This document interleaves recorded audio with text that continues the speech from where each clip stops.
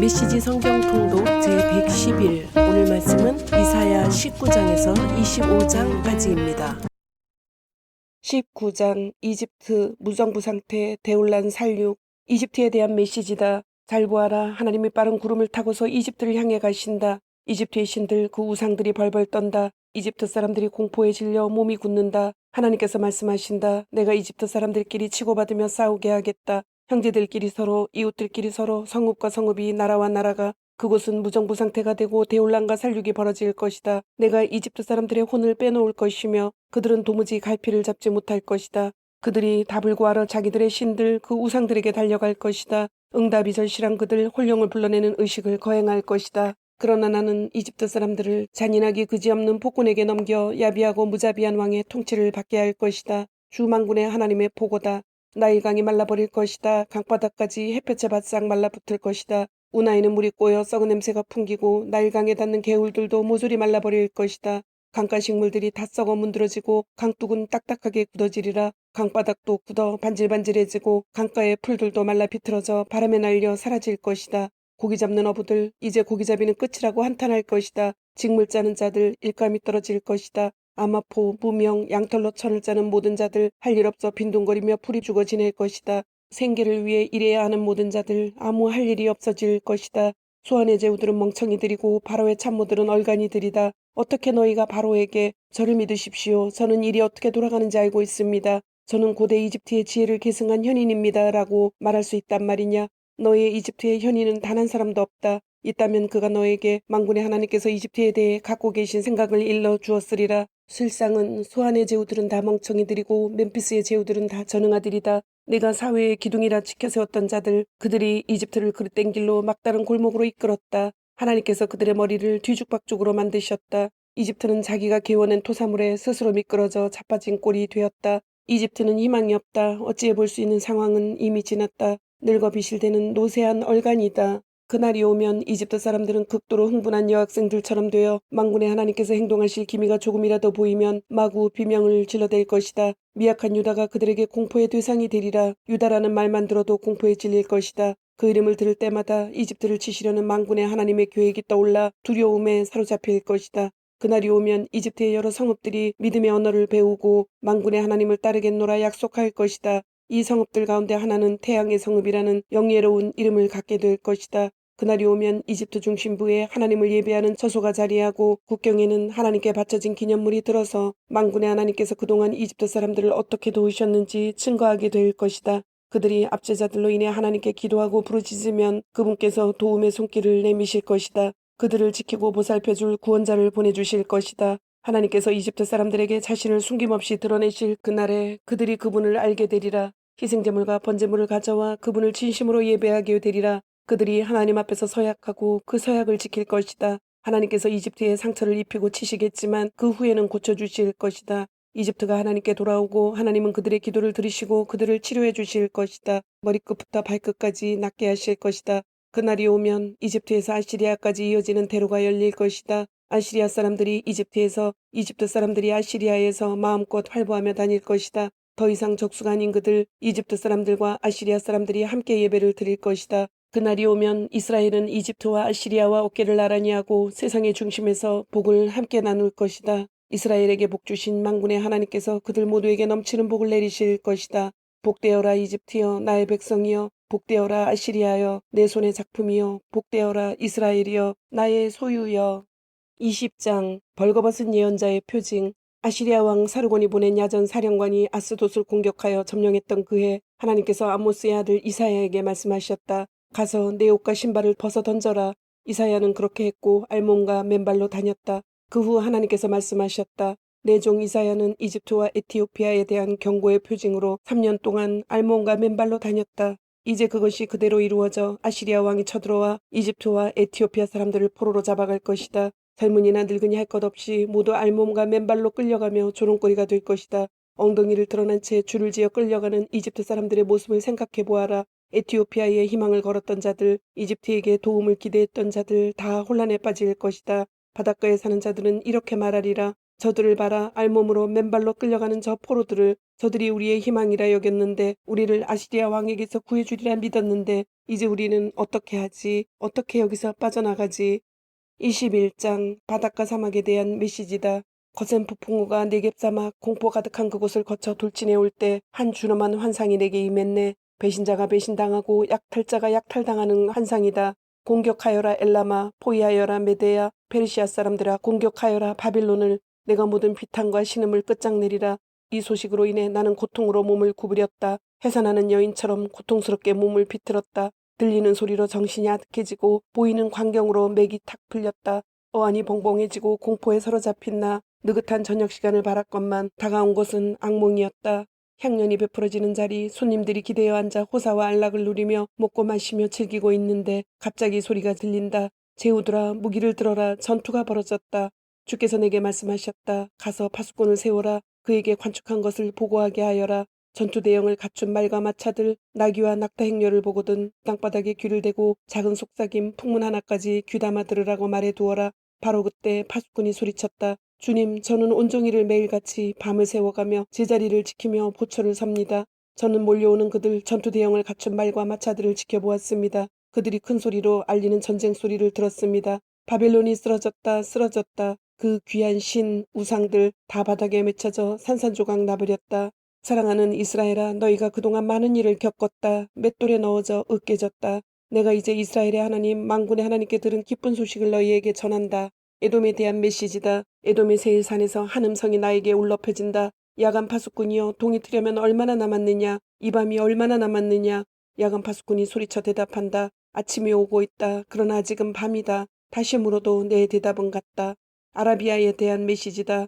너희 드단의 대상들아, 너희는 사막 불모지에 천막을 치고 야영해야 할 것이다. 목마른 자들에게 물을 갖다 주어라. 도망자들에게 빵을 대접해 주어라. 대마에 사는 너희여, 너희가 잘하는 사막의 환대를 보여주어라. 사막이 전쟁의 공포를 피해 도망쳐 나오는 피난민들로 넘쳐난다. 주께서 내게 말씀하셨다. 기다려라. 1년 안에 내가 약정하노라. 사막의 불안당인 게달의 오만과 잔인함이 끝장날 것이다. 게달 불량배들 살아남을 자가 많지 않을 것이다. 이스라엘의 하나님의 말씀이다. 22장 예루살렘에 대한 경고, 한상 골짜기에 대한 메시지다.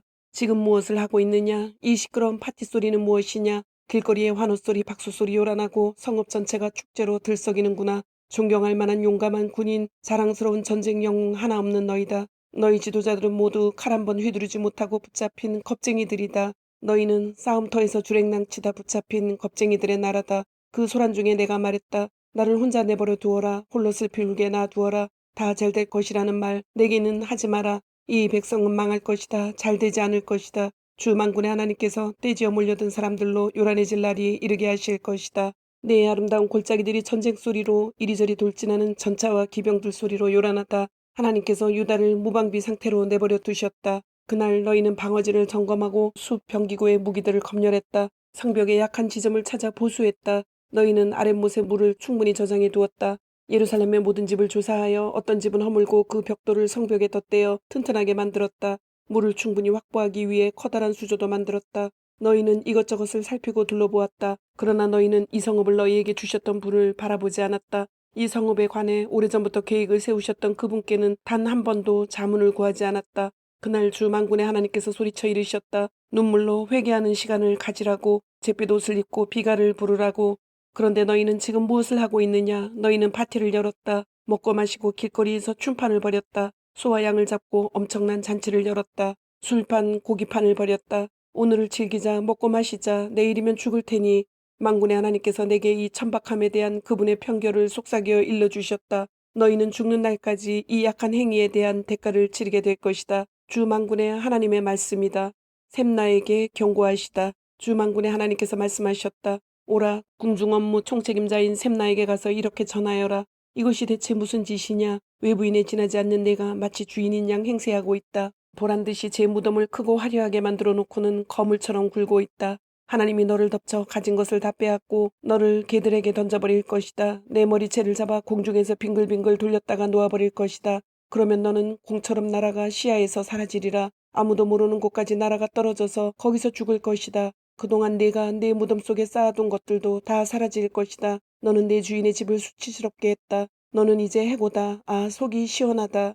그날이 오면 나는 너 샘날을 교체할 것이다. hil기야의 아들인 내 종 엘리야김을 불러 그에게 내 의복을 입혀줄 것이다. 그에게 내 띠를 메어주고 그 권력을 넘겨줄 것이다. 그는 예루살렘과 유다 정권의 아버지 같은 지도자가 될 것이다. 나는 그에게 다윗 유산의 열쇠를 줄 것이다. 그가 장악하고서 어떤 문이라도 열고 어떤 문이라도 닫을 것이다. 단단한 벽 속에 못을 박아넣듯 내가 그를 박아넣을 것이다. 그는 다윗 전통을 굳게 지킬 것이다. 모두가 그에게 매달릴 것이다. 다윗 후손의 운명뿐 아니라 컵이나 나이프같이 그 집안의 세세한 것까지도 그를 의지하게 되리라. 만군의 하나님께서 말씀하신다. 그 다음에 그 못이 느슨해져 단단한 벽에서 떨어져 나올 날이 올 것이다. 그날에 못에 매달려 있던 것들 전부가 떨어져 부서질 것이다. 이것이 앞으로 일어날 일이다. 하나님의 말씀이다.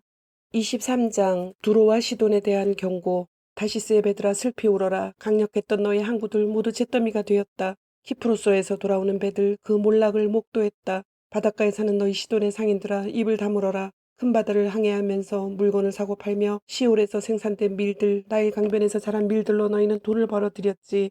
다국적 곡물 중개상을 하던 너희여, 시돈아 이제 부끄러운 줄 알고 고개를 숙여라.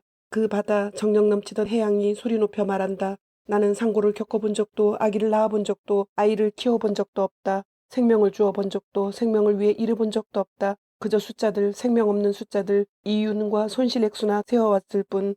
두로에 대한 소식이 이집트에 전해지면 통곡 소리, 그 가슴 쥐어뜯는 소리 들리리라. 바닷가에 사는 너희여 다시스에 가보아라. 가서 잘 살펴보고 통곡하여라. 눈물 바다를 이루어라. 이것이 너희가 기억하는 정력과 활력 넘치던 그 성읍이 맞느냐. 활발하고 북적거리던 유서 깊은 성읍, 전 세계로 뻗어나가 물건을 사고 팔던 그 성읍이 맞느냐.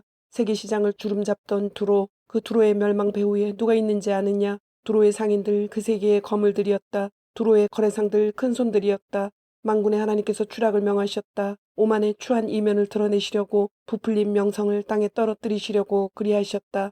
아 다시스의 배들아 배를 돌려 귀향하여라. 이 항구에는 선착장이 남아있지 않다. 하나님께서 바다와 상인들에게 손을 뻗어 그 바다 왕국들을 혼란에 빠뜨리셨다. 하나님께서 그 바닷가 성읍들 상업 중심지의 파괴를 명하셨다. 하나님께서 말씀하셨다. 이곳은 이제 내세울 것 하나 없이 되었다. 시도는 파산했고 다 빼앗겼다. 키프로스에서 새 출발을 하고 싶다고 꿈도 꾸지 마라. 거기서도 너희는 되는 일이 없을 것이다. 바빌론이 어떻게 되었는지 보아라. 남은 것 하나 없이 다 멸망했다. 아시리아가 그곳을 사막으로 들깨와 들고양이들의 은신처로 만들어버렸다. 거대한 포위 공격 무기들로 건물들을 모조리 무너뜨렸다. 그곳에는 돌무더기만 남았다.